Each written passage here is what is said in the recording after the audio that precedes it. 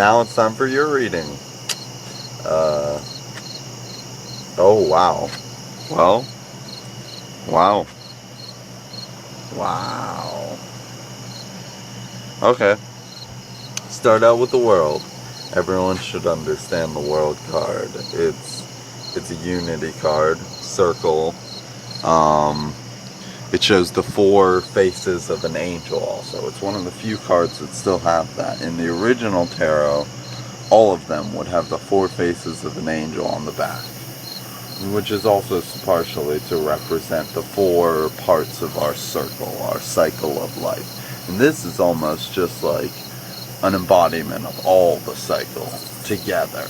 It's another everything will have its place card, but it's almost it's a huge extreme. It's like all of the elements of your life should not be fought.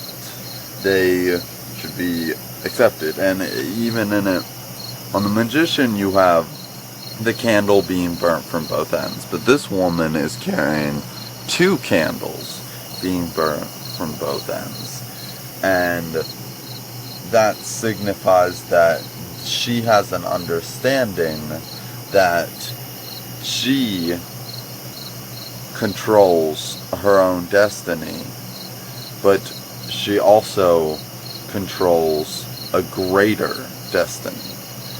She is only part of herself, in a way, to think about it. And with all this talk lately about, like, you having other parts to yourself, this is a really good card because it actually glorifies that. It says that there is another part of yourself, and it says that the angels are going to be of great assistance this week. All the angels, not any specific one. Also, you have to remember the circle element of it, which is just like, it never stops. There is no beginning without an end. And everything can be counted as a beginning and an end. Every spot on it. You will never have a moment that isn't the start of something and the stop of something. At the same time, there is no stop or start. It's all existent at the same time. Next is the King of Wands. It's a great card. I also draw this one a lot more. I used to a bit a while ago. It shows the snake eating its tail on his garment, if you can see that. That's the symbol for immortality in a lot of cultures. But in this, because it has to do with air, it's more like a unity thing. It's like everyone in your environment is going to be in sync with you a bit more. And whenever you want to reach out to one person, that person will almost beforehand feel that they want to reach out to you. It's a very good week to start new relationships, but it's an even better week to reconnect with old relationships. That's like a huge part of it. Reconnecting with people that you really care about, great week for that. And then we got the Two of Cups, which is one of my favorite cards because I also draw it all the time. And a lot of people consider it to be a marriage card, and it is in a way a marriage card. Anyways, it's Two of Cups, male and a female holding cups. There's the nice little snakes going up to the wing of an angel, what's it called? The face of an angel. It's the lion. Okay, the lion in the face of the angel is your death angel. It's not like literal death. It's just the stop of the cycle. So you have the four faces of an angel, like on the Earth card, and then man, bird, lion, and bull. Some call it a horse even. I usually think of it as an ox. They're also very related to the four elements, of course. the bird being air, of course, and so on. It gets difficult to distinguish sometimes, but this one has the lion on it, which says that they're not only drinking together for unity purpose, they're also drinking together for celebration of death. They're celebrating the death of something. At the same time, they understand that death is a birth. So it's the birth of something also. But the cat-faced angel, almost always your reaper, man. So, okay, well, I'm gonna give a little spiel about what tarot is, and then I will, cut it off. Okay, I've been doing tarot for a couple years since my guitar is on it. And I understand it pretty well. I do need the book every once in a while for the ones that I almost never get. But I understand it from the story of the Fool and the Fool's journey. And you are the Fool. If you believe in tarot, you are accepting that you are a fool.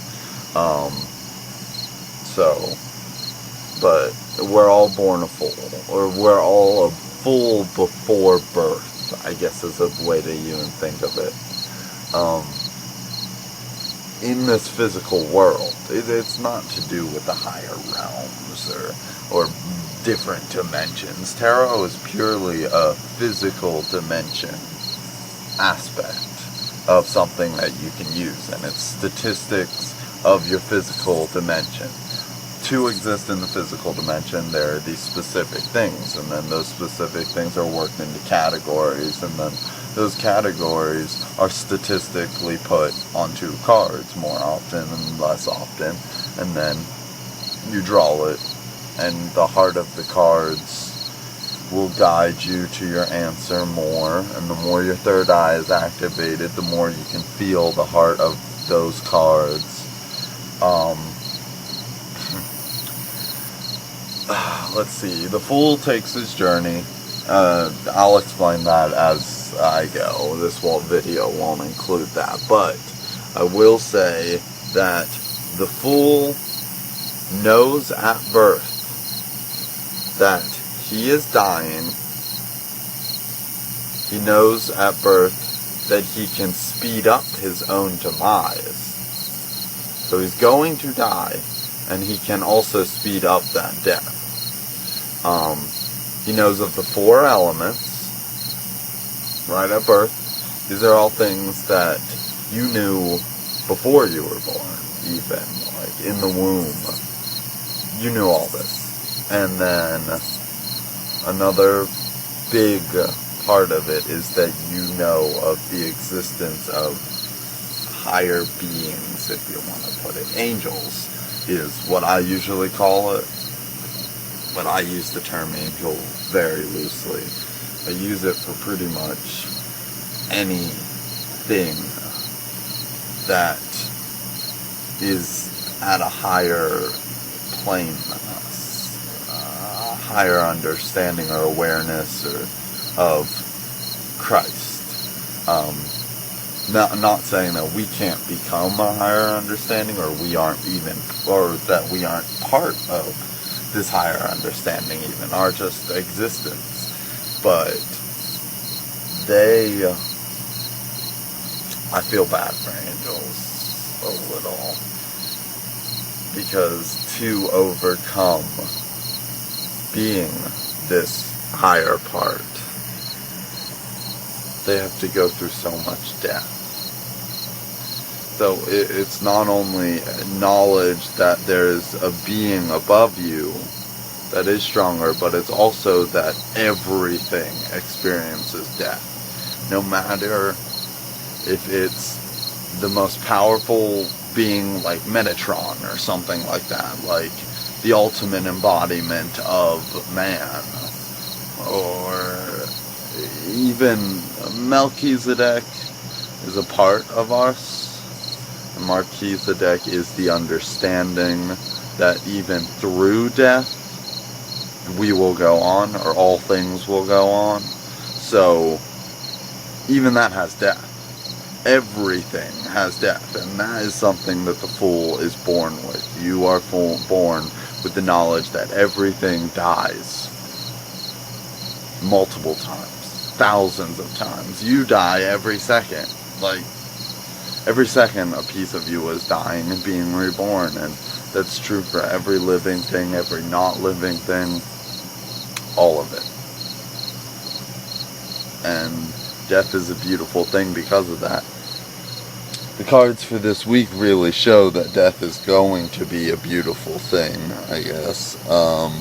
They also show that you shouldn't worry about it, because new doors will open from every single death opportunity. In fact, all of these are new door cards. They're all cards that state new opportunities are just around the corner. Big ones. Like, really big ones, actually, they're all saying. So, good week to reconnect, good week to start new relationship if you're interested in that, but that's more later in the week. Try to push it a little bit later. I mean, you control your own destiny. I guess it'll fall in place anyways, but, and also be aware that there's more to you than meets the eye, and there are other things that know things about you that you don't even know about yourself. Okay, well, World, King of Wands, Two of Cups. Much love, goodbye, and have a great week.